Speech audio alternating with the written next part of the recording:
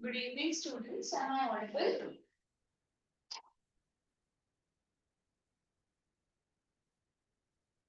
Good evening, ma'am. Good evening. Can you hear me properly, or is my voice not audible? Just let me know so that I could adjust it. No, it's breaking a bit. It's taking away. No, I mean just a bit. It's breaking. Okay.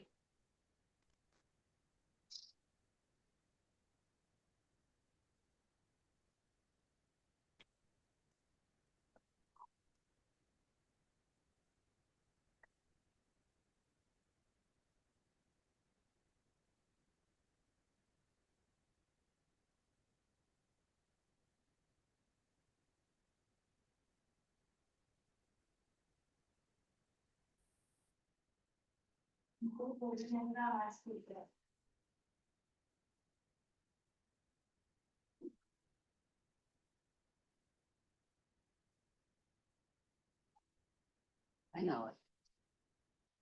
People will pay.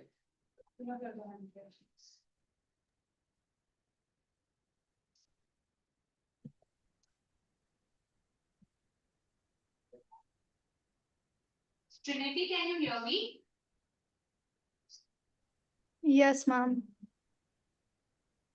It's your voice is a little you're a little far away from the mic because it's kind of breaking. It is joined here. Consider it. I will take.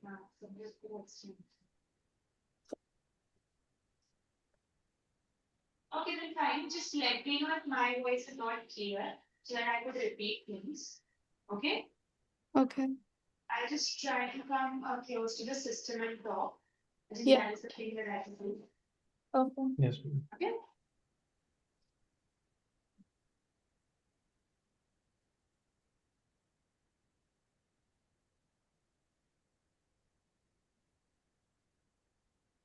Okay, I'm asking you, but it doesn't pay different.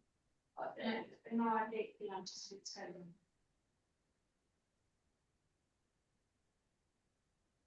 That's what you do. Sorry.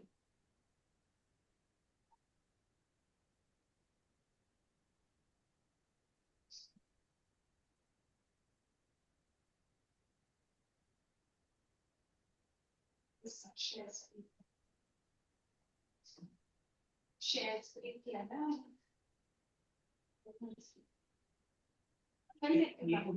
I'm not able to hear you.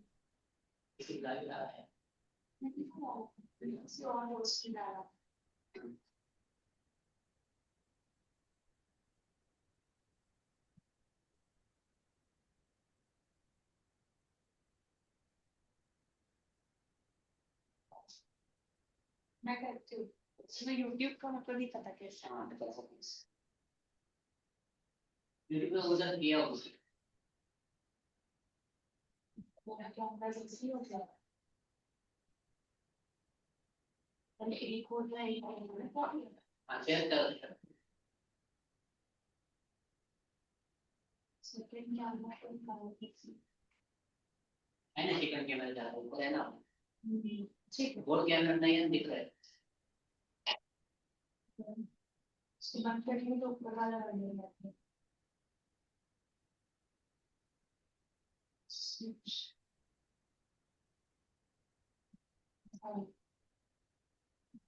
क्या करो वही कैसे करें वही तो second कर दो हाँ वही सेकंड से तो सेकंड आएगा फिर मुझे बंद कर देना नहीं जो बोर्ड गिवन है दिखना चाहिए ना बोर्ड ही दिख रहा था पहले अभी वो दिख रहा वही तो वो जब सेकंड चालू करना है ये कोई बंद है वाला चाहे अभी नहीं नहीं ना शेयर करना पड़ेगा एक मिनट आपको बोर्ड कहना चाहिए या शेयर किया अभी अभी कौन सा बंदा होगा कोई भी नहीं दोनों ऐसे ही हैं देखो इधर देखो शेयर करो मैंने ये वायर निकाल दिया इधर करो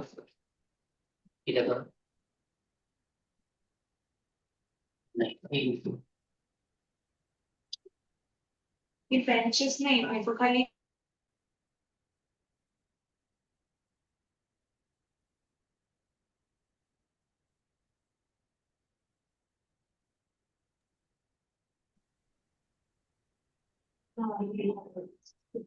हो गया हाँ तो बोल दीजिए अभी आगे किधर हुआ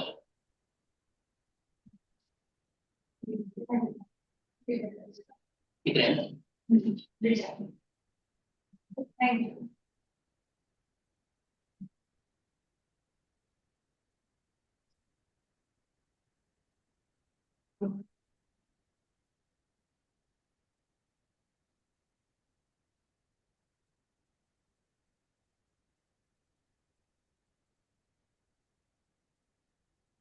I hope that you all can see my screen.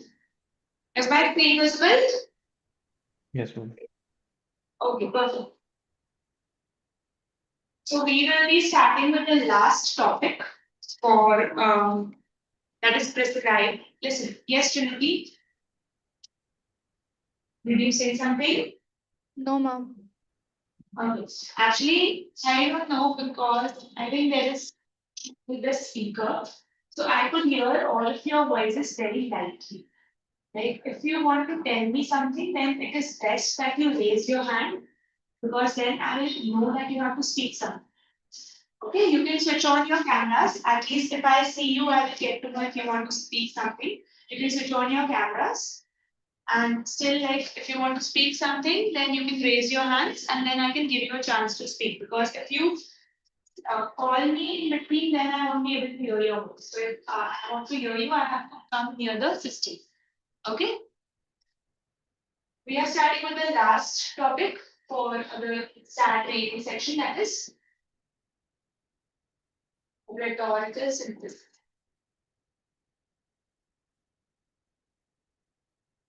Nanda, were you there in the last class? Have you attended any of the classes before? I've attended the first one, ma'am. Or else I've been out of town, so I couldn't attend any of them. Okay, so you have attended? Yeah. Okay, fine. So have you attended any of my classes? No, ma'am. Okay, fine. So we have almost Ma'am, after this class, what will happen to English classes? Where there'll be none for us. I think I'll have to inform sir that your syllabus is over. But if you need any help with any questions, if you want a revision session, then you can inform sir about it. And then Can I accordingly, just join the revision sessions that happen for the other classes, like the other batches? sure, you can, but I think you'll have to inform sir about it because he will let you know what to do. Okay. Okay? Hmm. Do that. That is not an issue, Okay. right? So Yeah. rhetorical synthesis. What do you understand by rhetorical synthesis? What is the meaning of rhetorical? You might have heard about rhetorical questioning. Rhetorical questioning is something for which you cannot actually expect an answer. It is just you are questioning someone just, very rhetorically. You are not expecting an answer. But rhetorical synthesis, it does not mean rhetorical questioning. It has some other meaning. So now first let us focus what is the meaning of rhetoric or rhetorical. Do you have any idea? Rhetorical, basically it could mean related to, okay, or in context. And synthesis. Synthesizing means bringing together in order to form one whole. So basically, in such type of questions, what you have to do, you have to collect bits of information that is provided to you, and you have to synthesize it, that is basically comprehend it into a single whole. Right? This is the main purpose of rhetorical synthesis. Now, talking about rhetorical synthesis is the last session under the reading section. But let me tell you that this is something that is like it is challenging. I won't say that it is not challenging, but this is the most interesting and the easiest one. as compared to each and every session or like the chapters that we have done till now. This is the most easiest and the interesting one. Why? Because here you have to make a mind map. Like I would rather say the mind map, something like this is already provided to you. You just have to connect the topics all together and then you have to give a conclusion out of it. Once the conclusion is ready, then you have to answer the question. So it is something like this. In the previous sessions, what we used to do, we first used to read the content, the text that is given to us. Then we had to, underline the important pointers on our own. And then we had to, an entire summary. Like that was a process that was a bit time consuming. But if you look at these questions, you will be able to solve these questions very quickly because they are very simple. Here, the context is already provided to you, the summary is given to you. Only the thing is, you have to choose where you need to focus. That is very important. Once you are able to identify what is the question talking about and what is the part that you need to focus on, then you will be able to solve these questions very simply.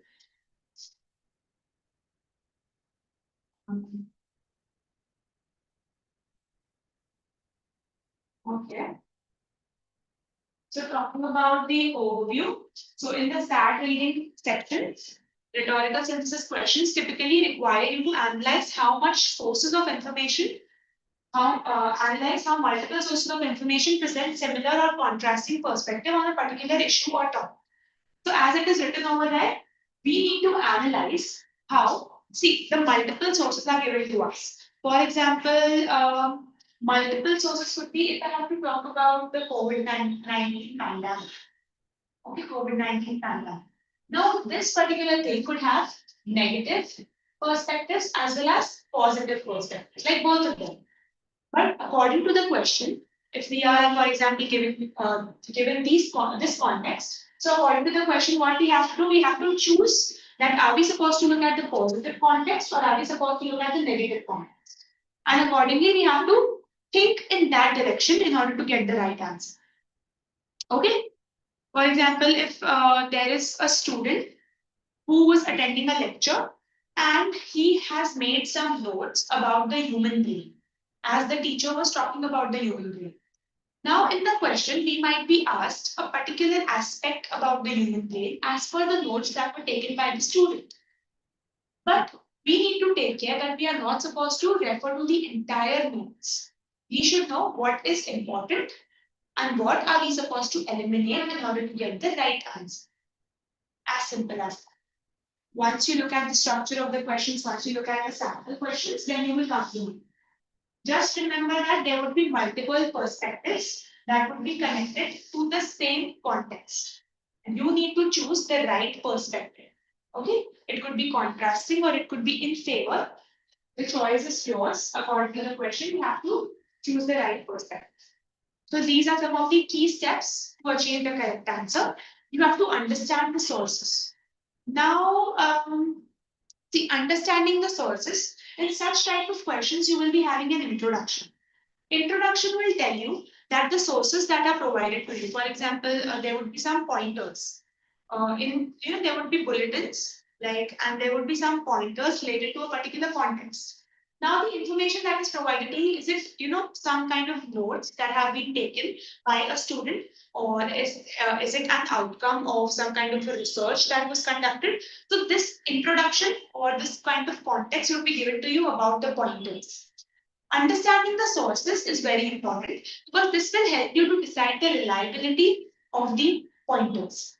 If that is simply an assumption by a particular student, then maybe it might, not be that reliable. But if it is something that is an outcome of a research, then it is reliable, and that will help you accordingly, to choose your answer from the options. It might have multiple perspectives if it is something related to a social issue. As I told you, the COVID-19 pandemic, it was a medical issue that had affected a lot of people. So it also becomes a social issue. If there are other social issues, for example, if I have to talk about corruption, it also has a lot of negative things that is attached to it. But again, the perspective is ours. How do we look at corruption? So again, if you have social issues, according to the question, you have to form your perspectives by looking at the pointers. Now, when you look at the pointers, you are identifying and understanding the sources. For that, one more important thing that you can do is you can summarize. Okay, so for summarizing, basically, what you have to do, you have to connect the points. For example, it's A, B, C, and D. You need to know how to connect it in this order only. If you are not able to connect it in this order, and if you try to go like this or like this, then the summary or maybe the gist of the entire thing that you have in your mind would go wrong. So the pointers are given to you. You also have to arrange them in an ascending order. Like what comes after what. So there should be a hierarchy. For example, if I am talking about the life cycle of a butterfly, it definitely has a hierarchy, it has a process. So you need to understand that. Okay. Now, one more thing that I would like to say, and this is something I already repeat while I'm dealing with the stat reading sections. Never have your own bias when you are dealing with such questions. You might know more than the information that is provided in the content. So keep your information away. Just stick to what is being provided because the question will only be in that context. Your general knowledge is not tested. What is tested is your comprehending skills, your analysis skills, and basically your skills, how well you can understand English. That's all. How quickly you can understand English, how well you can understand English, and problem solving. Problem solving is like it is not just about logic. It is all about understanding. What you understand and what you summarize from a particular context basically tested under the SAT rating section. So this is very important. Then you have identifying the perspectives. Now you have to identify the perspectives. Sometimes if a particular research is presented to you and the outcome or see the outcome of the research is presented to you after the research is conducted. But before the research was conducted, maybe the perspective of the researcher or the general perception about that concept was very much different. So you need to understand that first. And there was a transition, right, in the concept after the research. So this if you understand this kind of a transition, you will be able to identify the perspectives. So that is very important. Then you have to analyze the synthesis. Now I would say the third point, analyzing the synthesis. Tell me one thing, can you see my PPT? Yes or no? Which slide can you see? Yes. Key steps to achieve the correct Then fine, Yeah. because sometimes the PPT it lags behind, so it shouldn't be that I am speaking and you are not able to see the right slide. If that is so, please tell me so that I can just reshare the screen and I could fix things. Okay, then we have the third step that is analyzing synthesis. Now, whenever you are analyzing synthesis, if you don't have a perspective, you have nothing to analyze. So whatever your perspective, the perspective or the summary that you have formed out of all the pointers, once you are clear with it, then you have to synthesize. Synthesizing, for example, I have a sack of rice. Okay, the sack of rice has around 10 kgs of rice, but I require only a handful of rice. So what will I do? I will just take the rice out, right?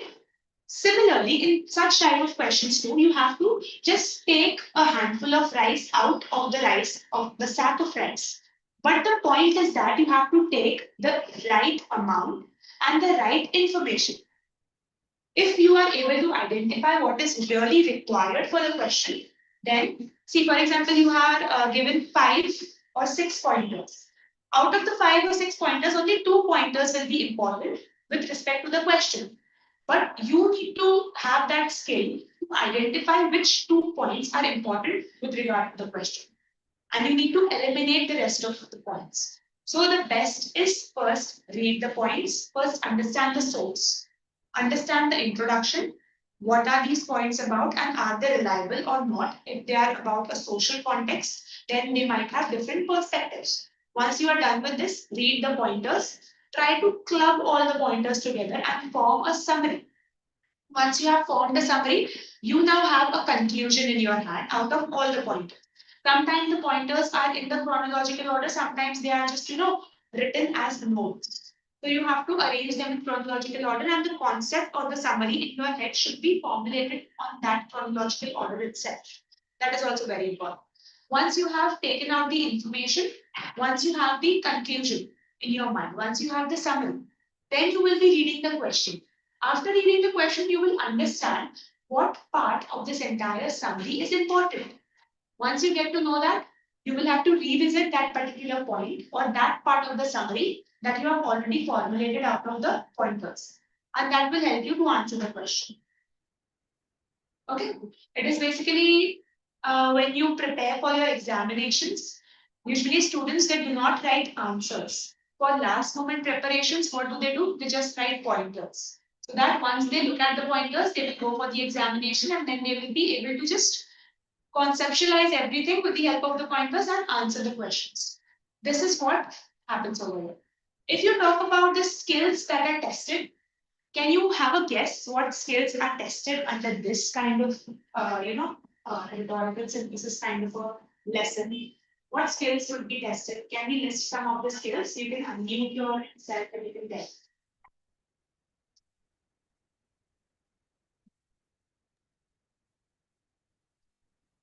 Some of the basic skills.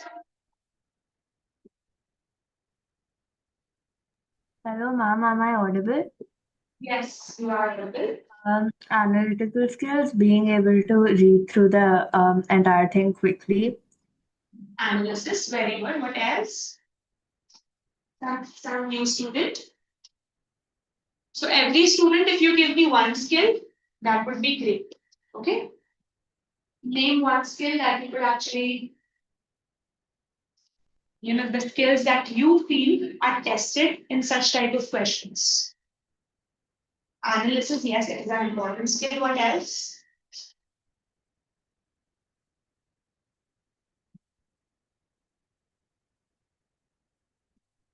Your understanding of the English language. Okay, understanding. Very good. What else? And also different perspectives you see it from. Okay, so perspectives. We have perspectives. Basically, we can call it as perception. What else?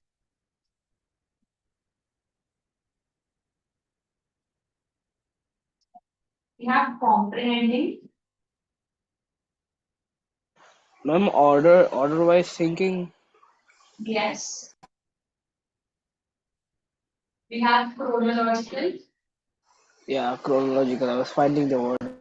Chronological arrangement of thoughts.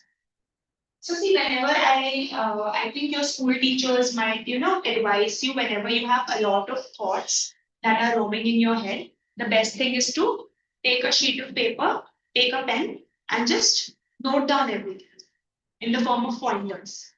So what will happen once the points are in front of you, despite of the chronological order, you will be able to see the points. And then it is very easy to, just arrange it as per the chronology. Until you do not list down your thoughts, you will not be able to arrange it in a chronological order. Then you can prioritize things and you can plan stuff accordingly. So similarly, here also the pointers are given to you. It's on you. How well do you chronologize or arrange things in order to answer the question? What else? As the title suggests, synthesizing, right? Any other skill? Summarizing. What is the difference between synthesizing and summarizing? Can somebody tell me? Synthesizing is making something out, and summarizing is like you're given some information and you summarize into a short form of Yes. the whole information. So summarizing is just taking the information from different chunks and then you are creating a summary. But synthesizing is in order to you synthesize something after analyzing it. And you take in what is important. And also while synthesizing, you can put your own perspectives. Own perspectives as in not your own bias, but the perspectives that you form after reading the contents. Okay? This is important. I'm changing the slide. So let me know if you will see the change slide. Can you see the slide that is changed? Yes or no? Or can you see the same slide? Yes, we can see. Yes, ma'am. Well, so the structure of the question, as I have already mentioned, the structure of the question is you will be having an introduction, then you will have a series of bulleted facts, a question prompt, and the choices. Again, so Gunther, I think you are attending my lecture for the first time, so I would like to mention it again for you. Whenever you are attempting any question, like under the stat reading section, always eliminate rather than choosing. You have four Yeah. questions, four options. So always try to eliminate them. Yes, Rather ma'am. than if you just look for the right one, then all the options, the options are usually very much overlapping. They Yeah. are confusing. So if you try to choose the right option, it will take you much more time and efforts. Yeah. But if you try eliminating the last one that remains is the right answer always. Yes, Okay? ma'am. Yeah. You just have to remember this. This might not be the case for the reading section under the stat because it is about grammar and rules. But whenever it comes to the reading section, it is always like this. Writing section is about grammar. Okay, so here I have the first sample question. So Jay, would you like to read the question? Just The read the oh wait, 1 minute. and I want you to answer. Okay. While researching a topic, a student has taken the following notes. The novel David Copperfield by Charles Dickens focuses on the adventures of its title character, David Copperfield. David Copperfield is considered a Bildungsroman. In a Bildungsroman, the main character grows, learns, and changes from experience. Novel Tom Jones by Henry Fielding focuses on the adventures of its title character, Tom Jones. Tom Jones is considered a picturesque novel. In a picturesque novel, the main character has many experiences but stays fundamentally the same. The student wants to emphasize the similarity between the two novels. Which choice most effectively uses relevant information from notes to accomplish this goal? Okay, thank you so much.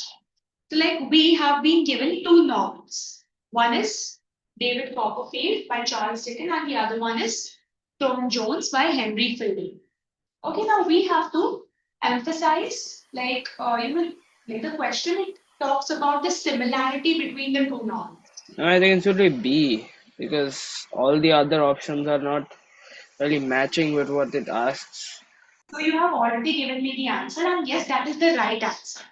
Okay, both the novels are focusing on adventure because in one of the novel, the main character grows, learns, and changes. But in the other type of novel, the main character has many experiences, but he stays fundamentally the same. Okay, so this is a major difference.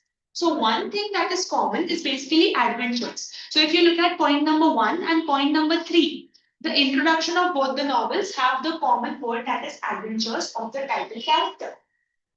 Right? So this is the major similarity. Apart from that, see, this was a very basic and an easy question. And I'm happy that this was the first question that was in front of you, Jay, and you were able to answer it so quickly. Because this was a very basic one. If you look at all the other questions, they are basically, contradicting the idea. Either they are, they are displaying kind of differences, or either they are false. Only one that is true, and it is also telling us about the similarity is option B. Okay. Yes, The ma'am. first step. The first step is first you need to understand whether the options that are given to you are true or not. Sometimes they also give you options that are completely false when it comes to the context. Sometimes they are very contradictory. For example, if they are asking you about similarity, they might give you differences. And whenever the student is in a hurry, it might focus like on the last part, and the student might feel that okay, there are experiences by both the characters, and hence this might be the similarity. And the student gets confused because of this. But if you have same words in both, like in the context of both of the novels, like Adventures of the Title Character, I can see that in both the pointers, the words are almost the same. So this is the major similarity. Even if there is another similarity, maybe not in this question, but if you find any other similarity, just look for the similarity that is the major one and not the minor one. Okay? Let us move on to the next question. I have changed the slide. Tell me if you can see the change slide. Can you see the second question? Yes. Gandhar, can you read the question? And can Yes, you ma'am. answer? While researching a topic, a student has taken the following notes. Marine biologist studies coral reefs are vital underwater ecosystems that provide habitats to 25% of all the marine species. The reefs can include up to 8,000 species of fish such as toadfish, seahorses, and clownfish.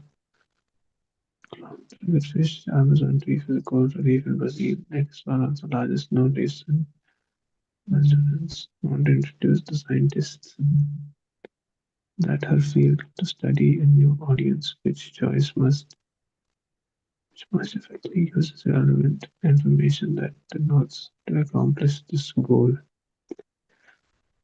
Did you understand the question, Gandhar? Yes, ma'am. So, what do you think about the pointers? Are they about the same thing or are they about something else? It is about the same thing, but Okay. I think the third, and the fourth one aren't kind of related to what she does. What do you think? I'm sorry, I'm not able to hear you. What did you say? The third and the fourth one aren't what she does. Like she's she's a marine biologist. I don't Yes. think I don't think it's related in her thing that Amazon reef is a coral reef in Brazil and all that. Yes. Okay. So we think we eliminate those 2 points from the points given and providing almost 25% marine species, including up to 8,000 species.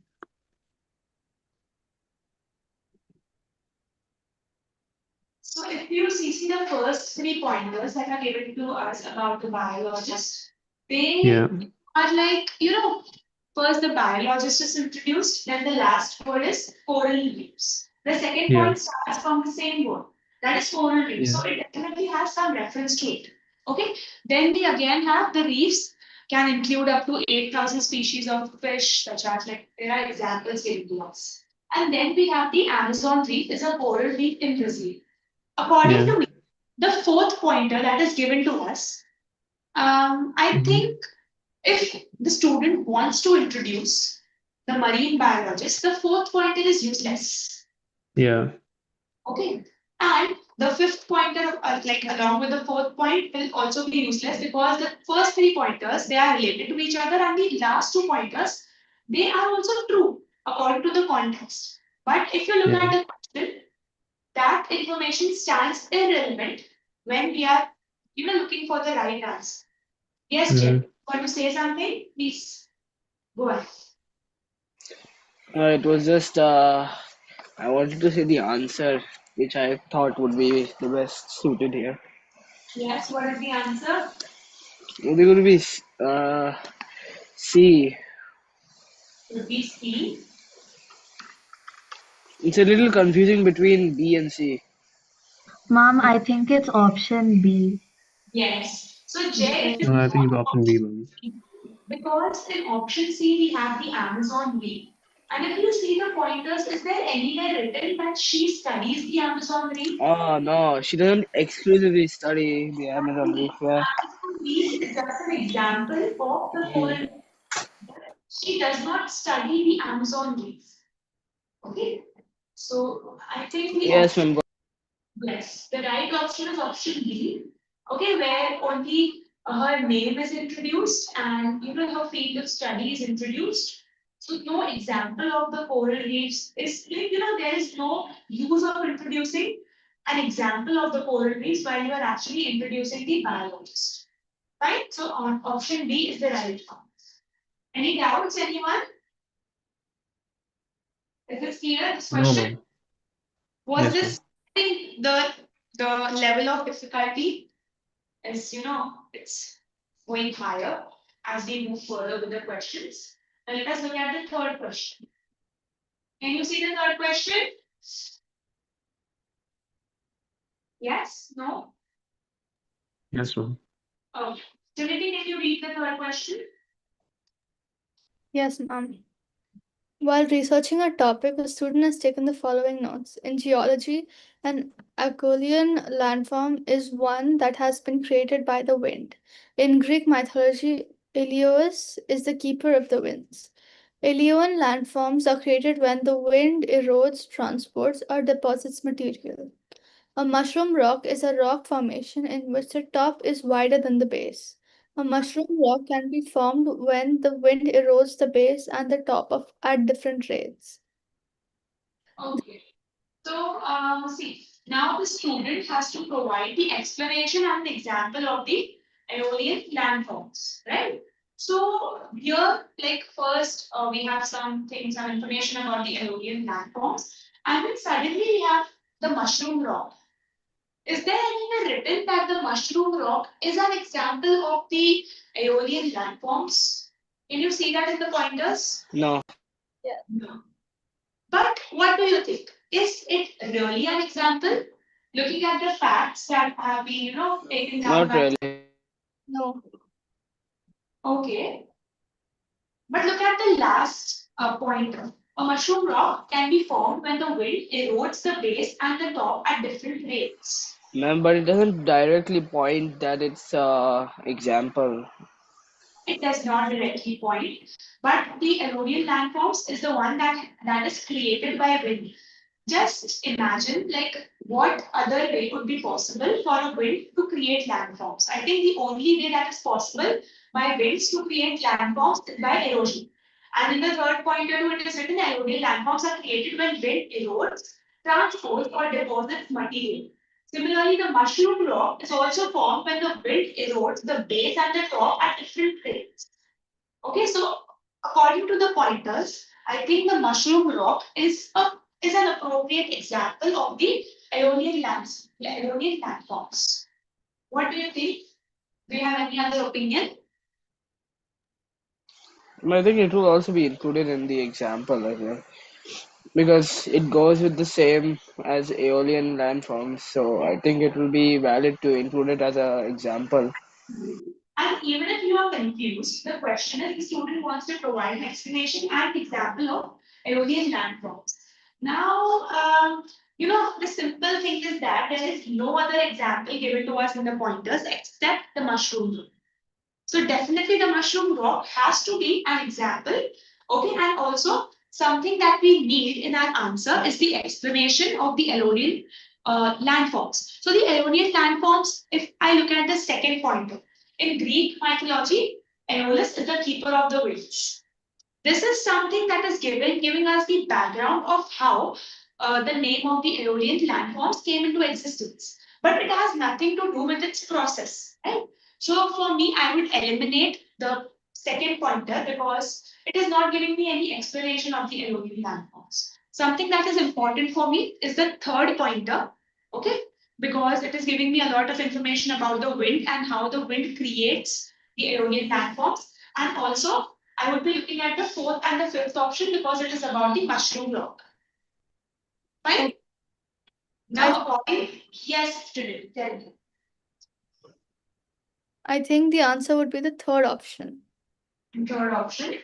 Yes, ma'am, I agree. Yes, ma'am. Okay, so you are the answer is the third one. Yes. Mushroom rock or rock formation in which the wind erodes. Yes, perfect. Now, if you look at the other options, okay, here the first option, though there is the definition or the explanation, but for example is also there. But there is no name of the rock. So we will eliminate the first one. In the second one, the processes of, the formation is there, erosion, transportation, deposition are the three. See, these are the processes and not the examples. Okay. Then we have the third one, that is the right answer. If you look at the fourth one, we have the mushroom rock is a rock formation that owes to a shape to the wind, a natural force associated with the erosions in Greek mythology. Here we have point number 2, like the pointer that we had. The second pointer that we have already eliminated. We don't need it as per the question. So the information regarding to that is given. So definitely we will just eliminate that too because it is not an explanation of erosion landforms at all. The right option is option C. Okay, is this easy? How is it going till now? Are you feeling that this is difficult? Yes, ma'am. No, it's easy. It's easy, right? This is actually very interesting. So you just have to, connect the dots. It's easier than the one where it gives you two texts. Yes. The It is previous very chapter. This chapter is very easy. Usually what I do is I take this first and then I take like the session 5 and 6, something like this. But this time I decided to follow the order because sometimes when the last part is easier, then you actually feel good about the entire process. So the last session should be like fun. That's the reason I took this one for the last because I was sure that all of you will be able to cope up with the harder topics as well. And the last session should be something light and easy. So this is a very easy topic. Don't worry about this. Only you have understood the process and you know how to get the right answer, then this is very easy. Then the fourth one. Vatsal, can you read the question? Yes. In Rome, there still remain the ruins of a temple of Apollo Palatinus, which was constructed in the first century BCE. In the late first century, the temple underwent a restoration after being fire damaged in the Great Fire of Rome in 64 CE. The temple was almost completely destroyed in another fire in 363 CE. If you visit Rome today, you will only be able to see the core temple's podium and some other fragments which were excavated in the mid 1800s. Okay. Thank you so much. Now, if you look at the order of the pointers in which they are placed, do you think they are placed according to the chronological order of the events that were taken place? Yes or no? Could you please repeat? Okay. So this is a historical question, right? This question is something about history. History always have a chronological order. So are the pointers that are given to us, are they placed as per the chronology of the events that took place in the past? Or like now you can see the dates, the first century BCE, then you have 64th century CE and 363 century, like yes, the CE. So what do you think? Are they placed accordingly? Or are they Yes, misplaced? accordingly. They are placed accordingly. What do you think, Trinity, Manasvi, Jay?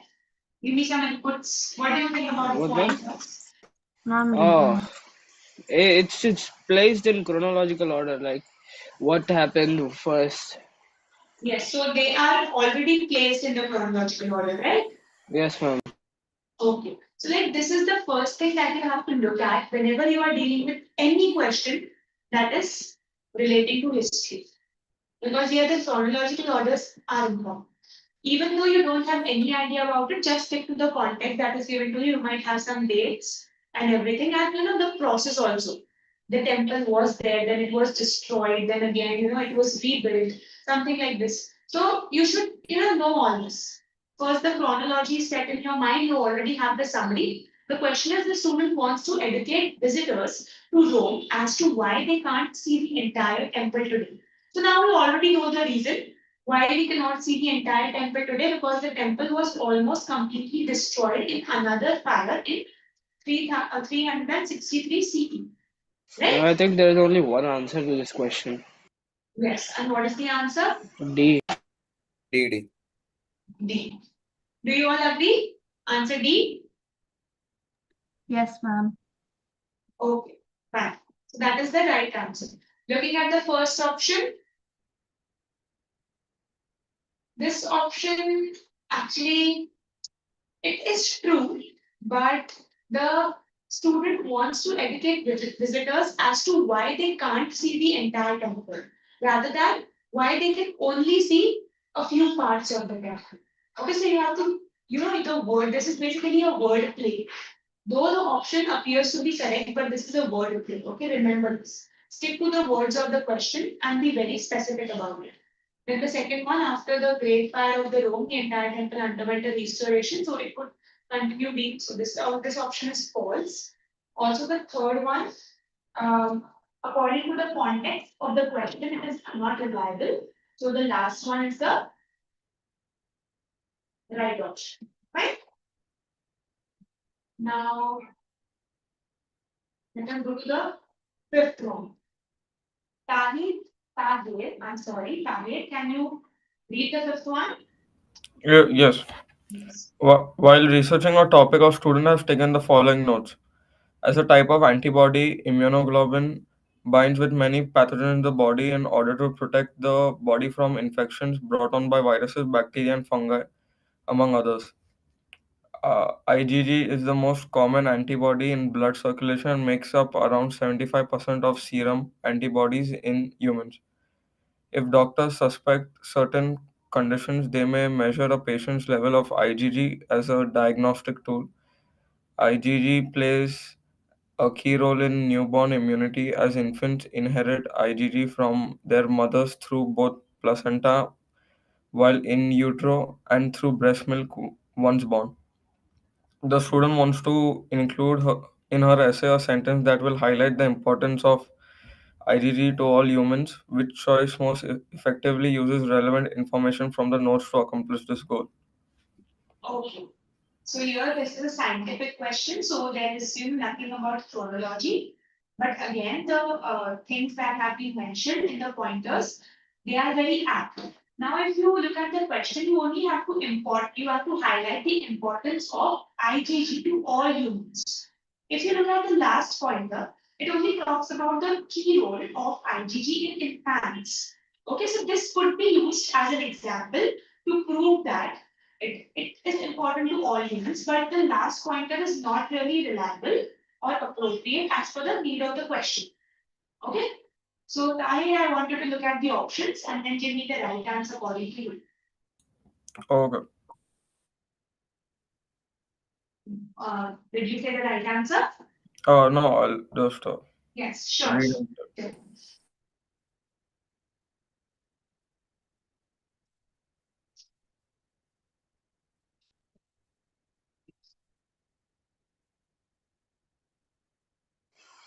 You get an answer. Let Tahir try, then you can answer. Okay? Yes.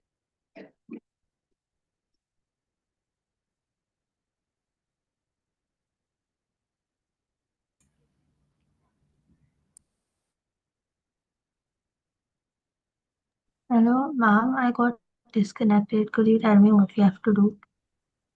Yes, so basically, this is the fifth question, and Tahir, he read the question, read the question, and now he is giving us the answer. So we are waiting for him to give the answer. You can also go to the question, and if you have any doubts, you can.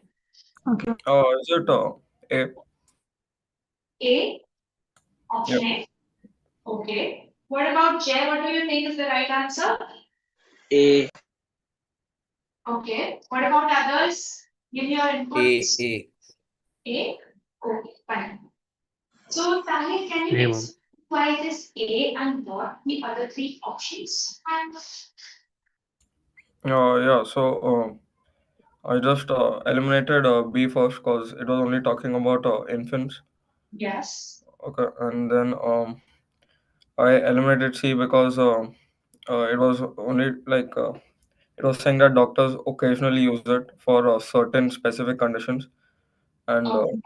the question is asking for importance to all humans. So C is Right. one, and then D is talking about other things other than IgG. Okay. Fine. So we have A, that is the most appropriate option. So very good. I think this is the end of the meeting. If I'm not wrong, yes. Here are some tips. You can just go through the tips. Basically, you have to read carefully. You have to compare and contrast. So the similarities and differences, you have to eliminate the pointers that you don't really need as per the question.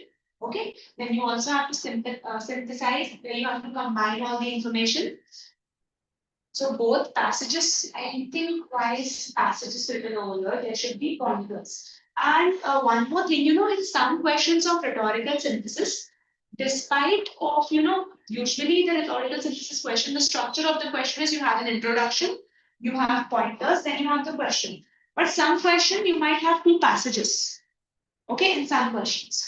In some questions, you might have a single passage, and then it is just like, the way we had inferences, it is just like that, where you have to just express your conclusion as we had, contradictors, continuous, just like that. So you just have to express your conclusion with the help of the options. But that is also not exactly not just only the conclusion, as I told you the difference between summarizing. So summarizing is basically kind of concluding. So you are concluding it, you are summarizing it in your own way. But synthesizing is something different. So even if you have a passage over there, just one passage, just one paragraph, you have to synthesize the information according to the question. You have to choose among it what is really required according to the question, and then you have to answer. So it is like inferences, but it is different from inferences. The structure of the question might appear like inferences, but then you have to understand looking at the question, because the question is very specific for rhetorical synthesis. It asks you to focus on a particular aspect only, rather than focusing on the entire context. So you need to understand that. Is it clear? I hope you don't have any doubts. I can stop sharing the PPT.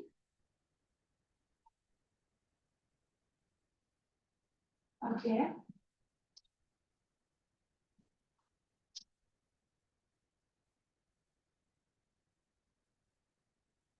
So do you all have your books? You can just take your books in hand and you can go to page number 106. Page 116. There you have some of the solved examples. So if you look at the solved examples, you have 3 solved examples over there. And if you look at the structure of the question, it is so much different. The information is not given to us in the form of pointers. Rather than it is given to us in the form of a paragraph. Okay? But again, if you look at the main question, based on the text, I'm reading the first one. Based on the text, what is true about the study conducted by Cornell researchers? Okay, so you just have to focus on what is true about the study that was conducted by Cornell researchers. Now, if you read the entire thing, so what students actually do? I will be, if I look at the passage, I would be like, okay, let me first read the question for rhetorical synthesis. Once I know the question, then I will only focus on the information that is required. So what I'm doing, I'm skipping the first 2 steps of summarizing. I'm not understanding, I'm not reading, I'm not summarizing. I'm just focusing on the question to be very quick so that I could just pick up the information that is required directly. If I do this, so my first attention would be on this sentence. The 4th last sentence, though the new study conducted by the researchers at the Cornell University was performed with cultured human cells in a laboratory, it shows that the antiviral effect of the endogenous retrovirus likely also exists for humans. This is what I will read after reading the name of the university or the Cornell researchers. Now, if you look at the options, I'm looking at the options after reading this. If I look at the options and then I go, if I look at the options and if I try to eliminate things, it would be impossible for me because what is asked in the question is not there right after this thing, Cornell University, this particular sentence, the last sentence. It is not there. In order to understand what is true about their study, you need to understand the entire context first. So it is very important to read and then choose what is important rather than to just jump over what you feel is important according to the question. Okay, so I want you to read this example. read the solve example number 1, and then I would ask any one of you to explain it to me. Okay? So read it. If you don't understand anything, I'm here to help you, but I want you to read this. And I'm sure that it is not very difficult, but only I'm trying to tell you that do not skip the steps. Follow the steps if you really want to achieve the right answer effortlessly. Or else you will have to, if you just focus on what is asked without referring to the passage, then you will have to multiple times you'll have to go back and refer to the passage. That will waste your time. Nothing else. So read the first example, page number 116, and then we'll discuss about it. I'll be back in a minute.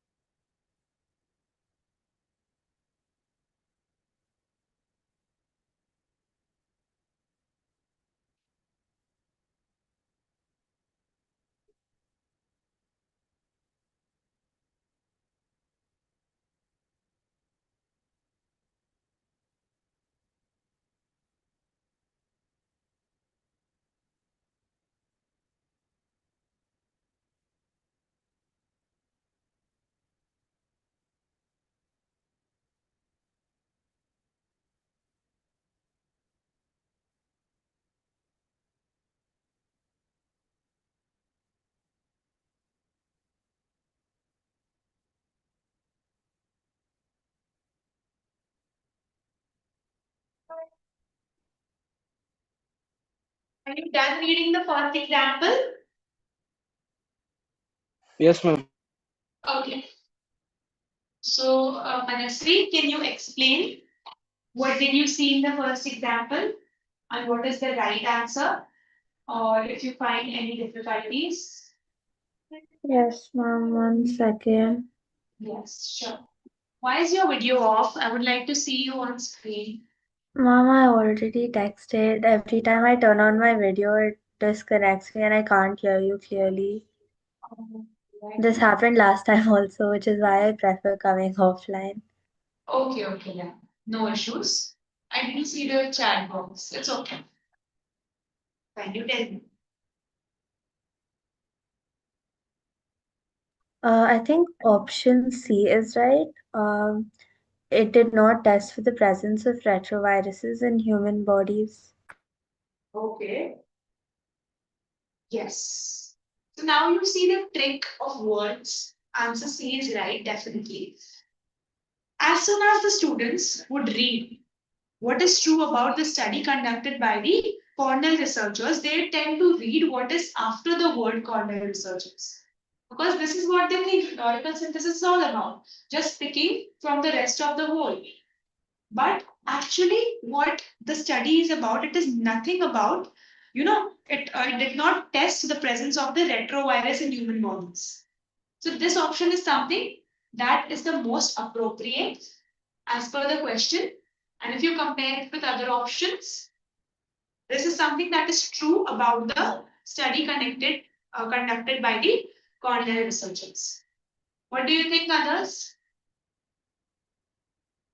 Yes, ma'am. Okay. Now, if you look at the second one, okay, a family of 10 children will be always called a fine family, where there are heads and arms and legs enough for the number. But the Molens had little other right to the word, for they were in general very plain. And Catherine, for many years of her life, as plain as any. She had a thin, awkward figure, a sallow skin without color, dark lank hair, and strong features, so much for her person, and not less propitious for heroism seemed her mind. Now, just don't look at the options. Just look at the context that is given to you. in the form of a passage. Whom is the context talking about? If I have to talk about the subject of this context, who is the subject? Ma'am, Catherine. Catherine is the subject. But before Catherine, there is something. So Catherine basically is a specific subject. But if you look beyond Catherine, the major subject is the Morlands, right? The Morland family. Isn't it? Yes. Catherine is a part of the Morland family. And according to me, the context that, the features of Catherine, the passage talks about some of the features of Catherine, some of the physical features of the Catherine. Now, these physical features of Catherine, they talk about the entire family as a whole, or do they just talk about Catherine? What do you think?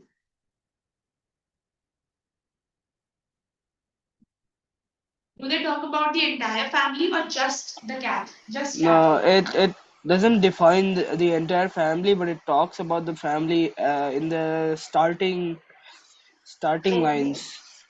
Okay, so you say that it talks about the family at first, so it was generalized and then it became very specific. Yes. Okay. So I want you to go back and read the third, I want you to read, start from the family, start from the first line, a family of 10 children, and then read till as plain as any. Read till here once again. I want everybody to do, not just Jay. Try to read these 4 lines once again. And what you will actually, the outcome of these lines is whatever characteristics are being defined or, are being mentioned about Catherine, it is just applicable to each and every member of the family. Yeah, it mentions Yes. that every single member was very plain in general. Yes. So Catherine basically, this. So the context, it does not go like this. It is not general to specific. Rather, what it is just general, but Catherine is just an example, right? So it is like this. So don't consider it to be general to specific, but it is generalized. Only Catherine is an example. That's all. Now, the question is, according to the passage, what is true about Catherine Morton? Ma'am, it will be A. Since Okay. all the other ones, like she was more intelligent, it is irrelevant. She was less attractive. They were all generalized. She Yeah. possessed characteristics typically associated with heroism. It is contradicted by the passage in the last line. Less proper Absolutely. choose for heroism. So A. Yes. So neither she is more intelligent, neither she is less attractive, and also, she possessed characteristics typically associated with heroism. This is also not true. So the most appropriate and the correct option is option A. But this is important. If you understand that this question is not from general to specific, rather it is just a general thing, and Catherine is only an example. Until you won't understand this, you will not be able to, land up on the right answer. The right answer is very simple, but only it is important for us to understand the context. It is not general to specific, it is just an example. Now let us move on to the third one. So who didn't read in my class till now? I think everybody they had a chance to talk. Is there anybody who didn't get a chance to talk? We don't have Avishi in our class today. She's missing. Also, there was one more boy, right? What was his name? He used to join online. You remember what, sir? He joined with you, I think. So there are 2 people missing. That beard boy. Sorry, what was his name? I don't know his name. I'm just asking it. Okay. I also don't remember. Anyways, Trinity, can you read the third one?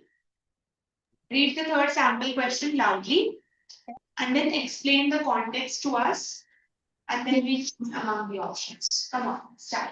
Much of what we know about the physical and mental toll of chronic stress stems from seminal work by Robert Spolsky beginning in the late 1970s. Spolsky, a neuroendocrinologist, was amongst the first to make the connection that the hormones released during the fight or flight response, the ones that helped our ancestors avoid becoming dinner, have deleterious effects when the stress is severe and sustained, especially insidious chronic exposure to one of these hormones. Cortisol causes brain changes that make it increasingly difficult to shut the stress response down. Okay. So what is this about? It's talking about what happens when there is a lot of stress which a person has, and what kind of hormones are released and what kind of problems we can have because of having a lot of stress. Um, yes, it actually talks about stress in the last part. See, the first line it actually tells us about this is a seminal work by Robert Sapolsky, if I'm not wrong with the pronunciation, it's Sapolsky. Okay, so this is a seminal work by him. Now, if it is a seminal work, it is completely reliable. Okay, so all the information that is given to us is important and we can consider that. Second thing, it talks about the fight or flight response. So it also talks about our ancestors, and it helped our ancestors avoid becoming dinner. It basically means that our ancestors who used to live in caves, they were wanderers. Okay, they didn't have any particular home to live in. So whenever they used to see an animal, their first that response is basically a fight or flight response. So either they could kill the animal and make the animal their dinner, or they could be the dinner of the animal. So they had two options: fight or flight. And usually, this kind of fight or flight thing that releases which hormone? Cortisol. Yes. Cortisol. Yes, it releases the hormone that is cortisol that also results in stress because the ancestors they are hungry. They want to have dinner. But at the same time, it causes stress. If they are unsuccessful, they will be the dinner of the animal. So this is the fight or flight response. So we got the context. Now the question is, according to the passage, what is significant about the sustained stress? Now, the last part, if you look at the last part of the passage, here is where the answer lies. So now let us look at the options. It inhibits the production of cortisol. It can create a sense of excitement. It becomes progressively harder to reduce. It allows people to escape from dangerous situations. What do you think? Just focus on the last part. I think the answer lies over there. Answer is C because it keeps on talking about how it's harder to reduce stress nowadays. As it goes on, as it increases, it will be more harder to reduce your stress. So C, I think it's the right it answer. will be C.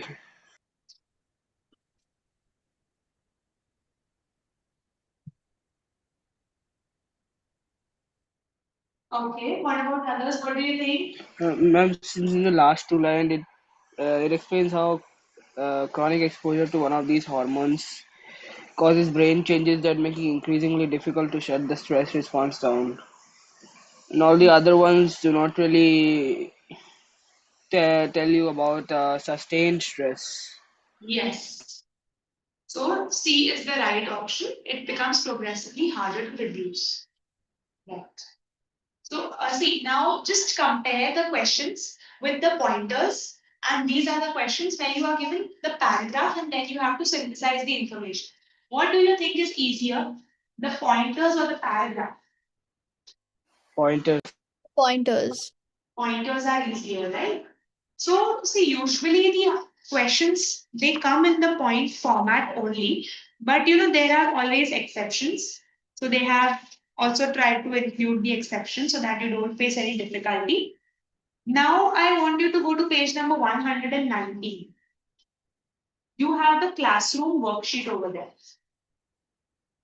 You have 12 questions. Okay. So Vatsal, will you solve the first two? Yes. Okay. Tahir, will you solve the third and the fourth one?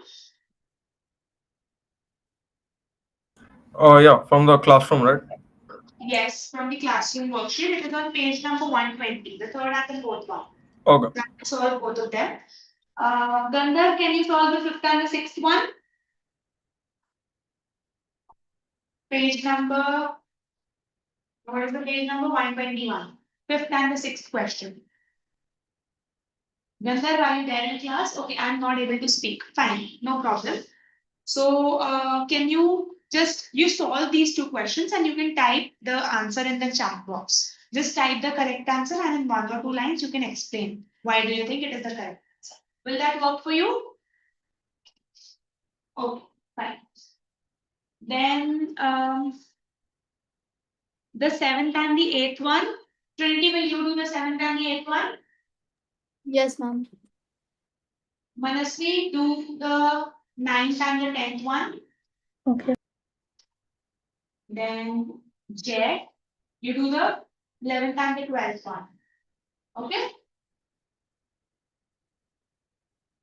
I hope nobody is left.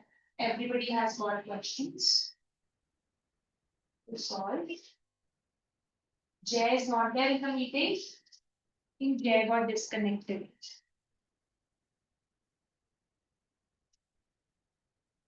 You can have a break of 5 minutes. Okay.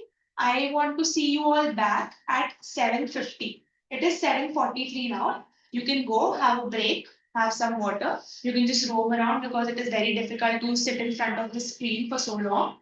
So just go around, close your eyes for a moment, and then solve the two questions and then be back by 7:50.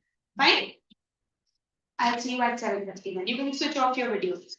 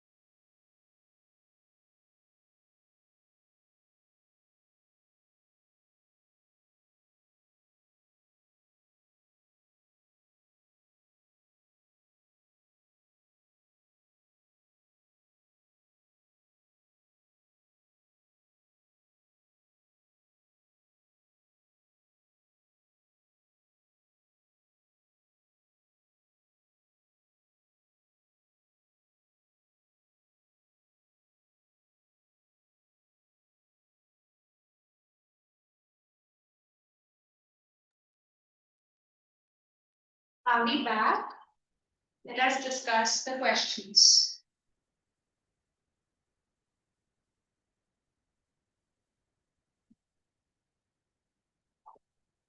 I want you all to switch on your video so that I can see you.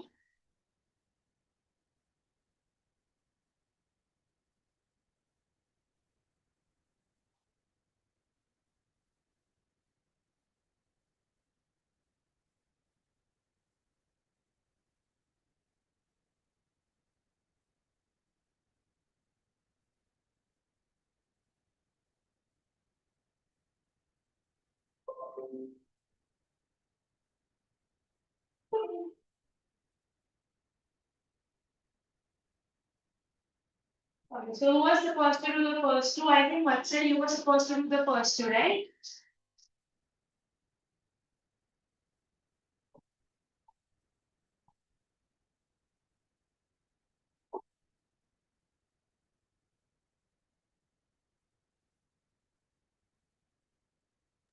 Yes, ma'am. Let's start. Yes.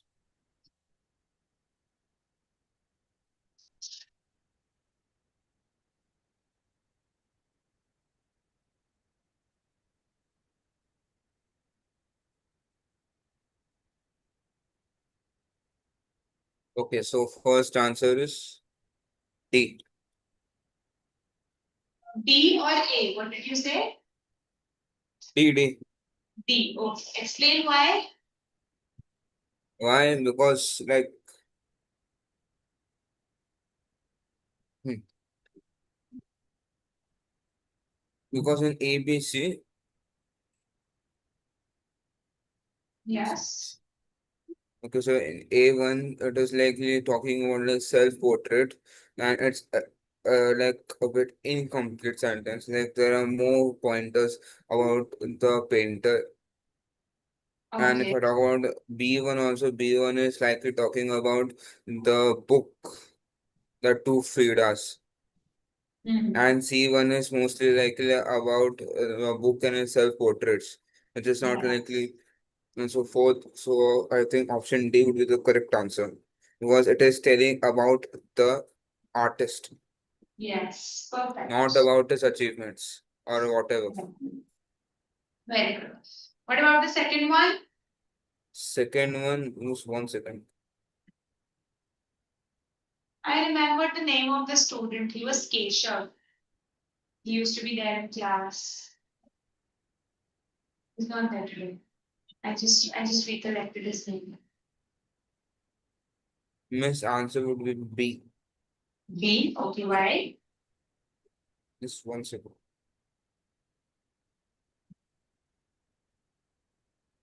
Since the question is like about describe the work shape, and first A, it just is like talking about the breadth of work. It's like a book.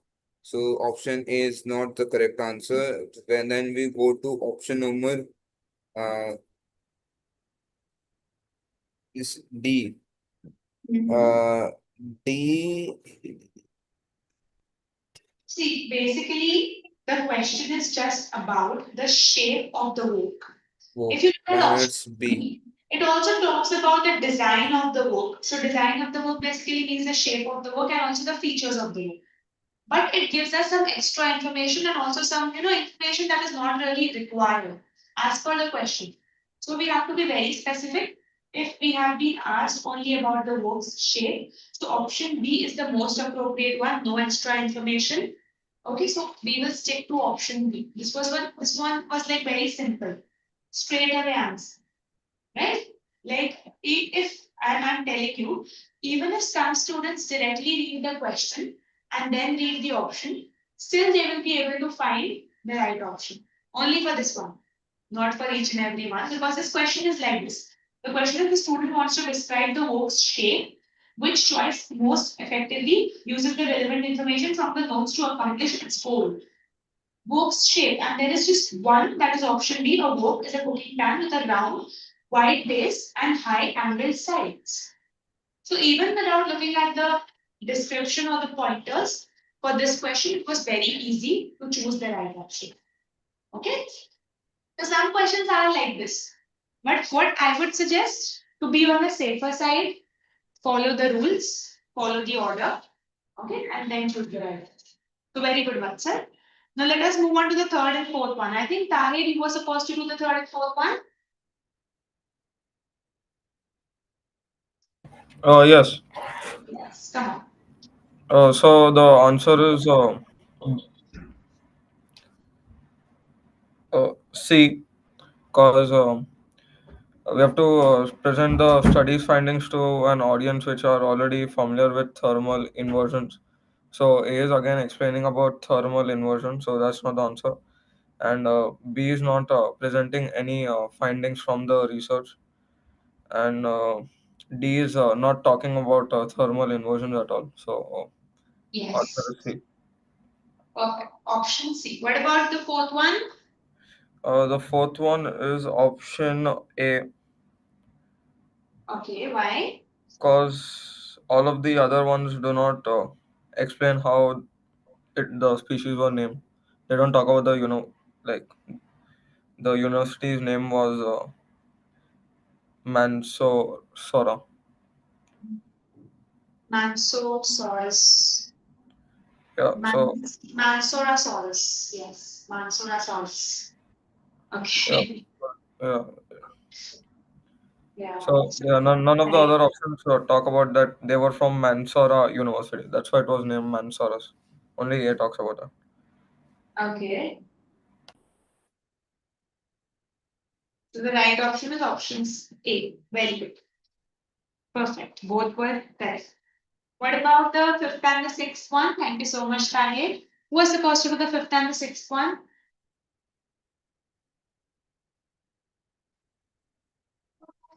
I think Gandhar was supposed to do, right?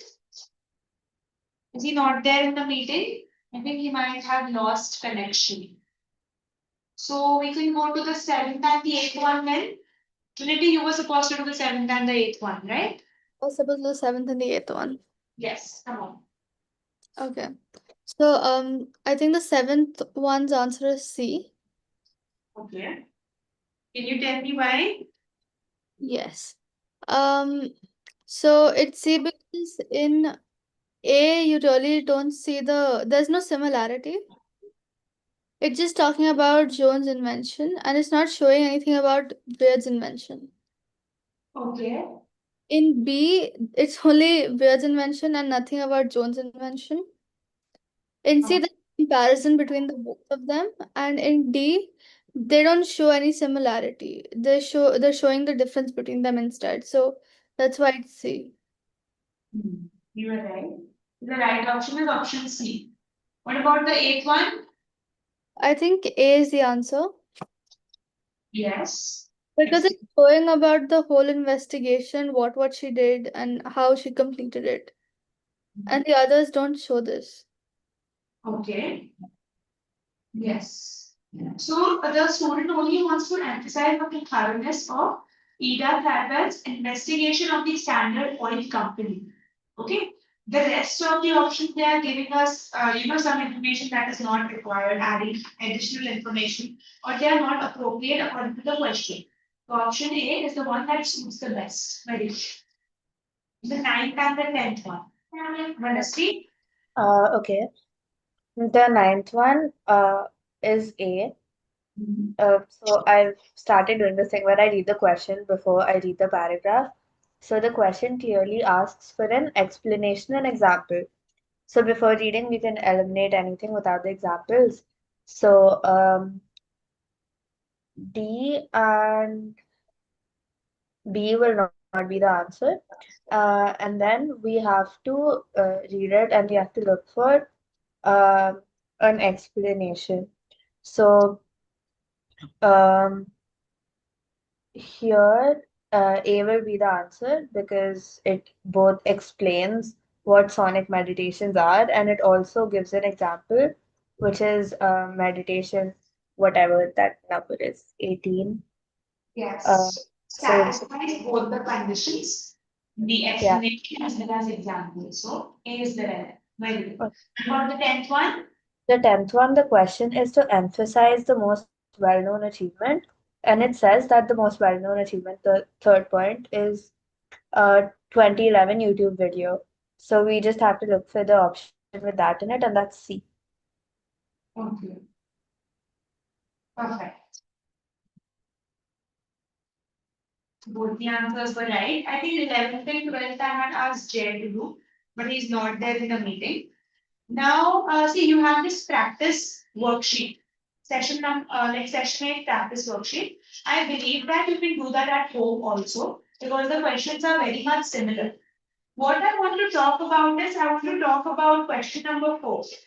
Go to page number 126. Can you see question number 4?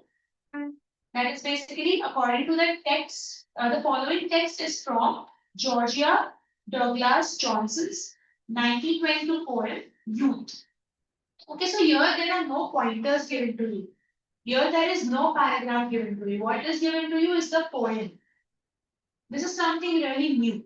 Okay, so now if you have, like, if you are a fan of literature, or if you have been, studying literature in a way where you can understand reading poems at like just by the first time. Sometimes people are not able to understand poems while they read it for the first time. They require, check for metaphors and various devices that they use in order to understand the real meaning. But here, if you are able to understand, again talking about poems and literature, it is something that you cannot, have a fixed interpretation. It changes from person to person because literature is very subjective. So whenever you have such kind of questions, here we have a poem. We don't have a fact, like the facts that were listed before. We don't have any, outcome by a researcher. So these questions are very subjective. But you have to focus on the most appropriate interpretation about the poem that you will find in the options. So whenever you have such options, like such questions where you will have a poem and 4 options. So what happens over here is one of the options is the most appropriate one, and the other 3, as soon as you read it, you will be like, no, this can't be the options. So in such kind of questions, they will not be adding different interpretations. They will simply be adding one option that is completely correct, and the other 3 would be, something that are like really different according to the context. So let us read the poem, and if you can just give me the right answer if anybody would like to try, then they can give me the right answer.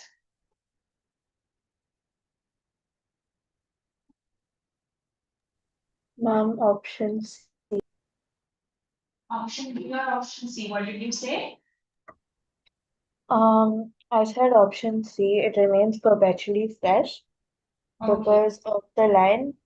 The primrose moments left with bliss exhale and fade away. So it's saying that these fresh moments they eventually fade away. So option C is unlike the autumn of life because it contradicts what's being said in the passage. So What is Trinity? What is your input for this? I agree with Manusri on this point. Okay. What about Tahir and Vatsal? Did you understand the poem that is given to you?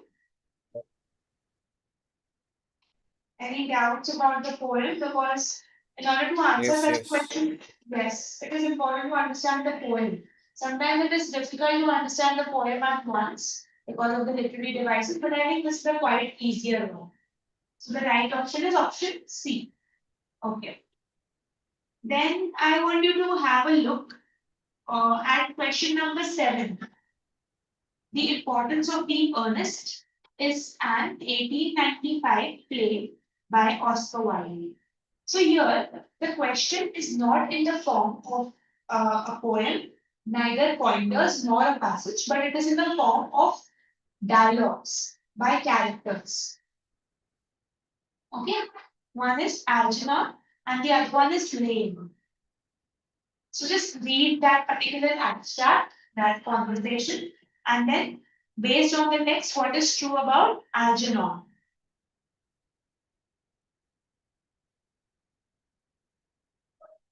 Just tell me if you can understand. Option B. Option B, as a musician, he is more concerned with emotion than technical correctness.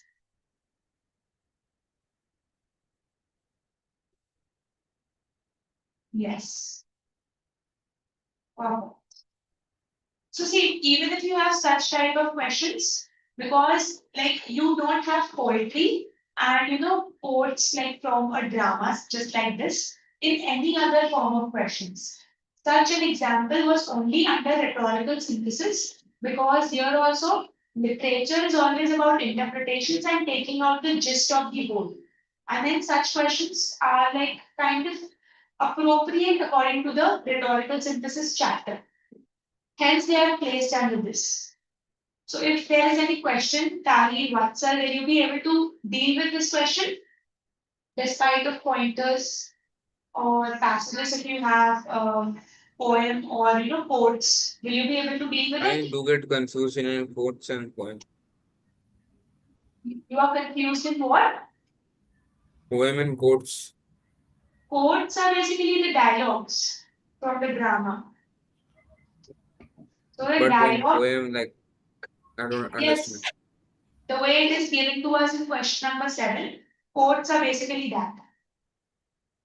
So it could, it's something that is quoted word to word from any work of literature. It is known as quotes rather than dialogues. Dialogues are something different. Dialogues are when you read it in a drama, then it is a dialogue. But when that thing is taken for some other purpose, here they have made a question out of the dialogue that was there in the drama. Hence, we will call it a quote and not a dialogue. So this is the difference. That's all, nothing else. Okay. Um, so go to your index once on page number. Yeah, it doesn't have a page number actually. If you go to your index, look at all the chapters. Session 7, cross-text connections. Is there anything left with it? Like last time, as I think Steve told you, Manish had to solve some questions. So were they textual questions or were there something else?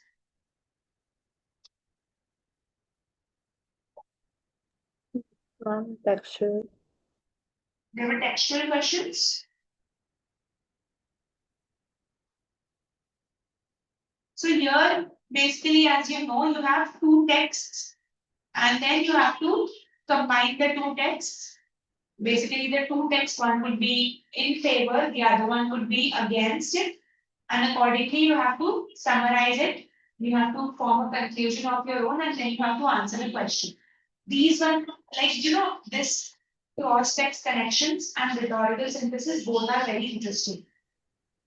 This is also a very interesting topic where you have to connect facts with each other. Okay. Do you want me to explain anything in this chapter? Then you can let me know. Or will you Seventh stop? one. Sorry? Seventh one. Yes, 7th one. Like But if I'm you find not. anything difficult, so you let me know. Like I think Vatsal, you were there for Manish sir's lecture. No. No. So he will take and like later he will be taking a lecture for you because you joined late. You are a new batch. You, Keshav, Yes. and Tahir, you are another batch. And Manasvi is also along with you. So we have Trinity, Jay, Avishi, all these students are of the older batch. So for them, only for Trinity, for Jay and for Avishi, all three of them, like the syllabus is over under the stat reading section and also the writing. So the English syllabus is completely over. But for the new students like Vatsal, Tahir, then Keshav, Manasvi, and also we have Gandhar. All these students are from the other batch. So they will be having sessions. And as I told you, like Jay wants to attend the sessions. So if Trinity and Avishi, she also wishes to attend the session, so they can just have a talk with sir. And in whatever session you have doubt, you can actually come for that session. So you can take the timetable from them and you can attend that session. Then you can solve your doubts. And I always say that You can take my number, all three of you. You can take my number from Manish sir. You can contact the office. Take my number, and if you have any doubts with any question, you can simply click a picture or copy paste the question, and you can text me on WhatsApp. I will try to send a voice note explaining the answer. Fine. All three of you. Yes, ma'am. Yes. Manasvi, you will be there with us. You have many things to complete. Ma'am, I'm actually giving the SAT in August, so I have covered up lectures. Sorry, what did you say? I'm giving the SAT in August, so I do have cover up lectures. I've had cover up lectures for writing also. Okay. So I have to talk to Manish sir, but he did say that I have to finish the portion with Trinity, obviously, because I'm giving it at the same time as her. Yes, so what all is left for you? Can you tell me? Um, Actually, I'm done with SAT reading. I just have writing left, like writing 1 to 5. Okay. So you have to do that. Fine. Yeah. So, what about the other students? When are you planning to give your SAT? Mom, is it fine if I leave? I actually just I have guests over. December. Sure, sure. Yes, Namaste. Okay. Yes, Vatsal, what did you say? December. September. What about Tahe? December. December. Okay. Tahe, what about you? When are you planning to give SAT?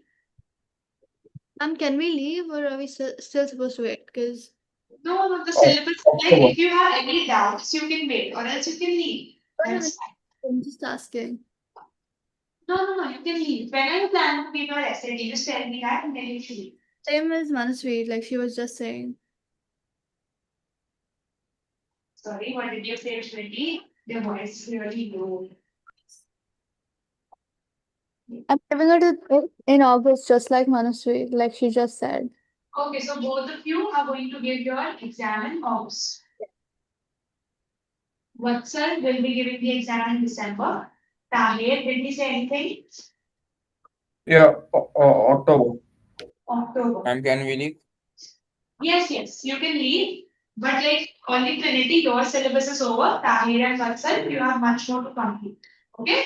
Oh, So thank you. I will be meeting you in the next classes too to complete the syllabus. Yes, okay.